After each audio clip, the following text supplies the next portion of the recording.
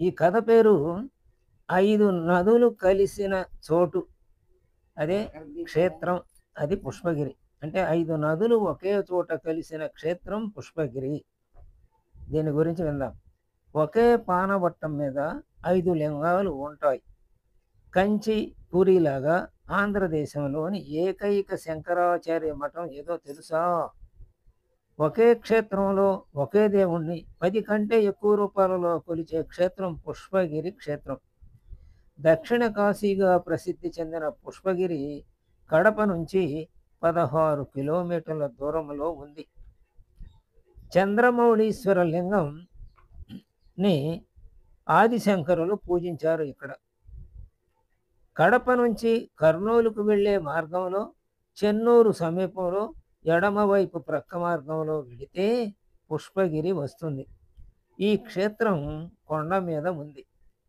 క్రింద పుష్పగిరి గ్రామం ఉంది. గ్రామానికి క్షేత్రానికి మధ్య పెన్నా నది ప్రవహిస్తూ ఉంది. శైవులకు వైష్ణవులకు కూడా పుష్పగిరి ప్రముఖ పుణ్యక్షేత్రం. వైష్ణవులు దీనిని మధ్య అహోబిలం అని, శైవులు దీనిని మధ్య కైలాసం అని అంటారు. ఆంధ్రప్రదేశ్లో ఇదొక్కటే శంకరాచార్య మఠం. పుష్పగిరి సమీపంలో పాపఘ్ని, కుముద్వతి, వల్కల, మాండవి నదులు పెన్నలో కలుస్తాయి. అందుకే పుష్పగిరిని పంచనదీ క్షేత్రం అంటారు.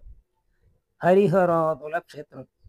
శివస్వరూపుడైన వైద్యనాథేశ్వరుడు, విష్ణు స్వరూపుడైన చెన్నకేశవ స్వామి నిలయమైన పుష్పగిరి హరిహర క్షేత్రంగా ప్రసిద్ధి చెందింది.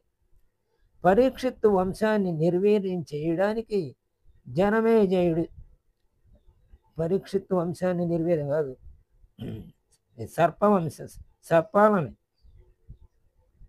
పరీక్షిత్తు వంశాన్ని నిర్వీర్యం చేయడానికి జనమేజయుడు, పరీక్షిత్తును సర్పవంశాన్ని నిర్వీర్యం చేయడానికి జనమేజయుడు చేసిన సర్పయాగ పాప పరిహారార్థం సుఖమహర్షి ఆ దేశంపై పుష్పగిరి కొండపై ఈ ఆలయాన్ని నిర్మించినట్టు చరిత్ర ద్వారా తెలుస్తుంది.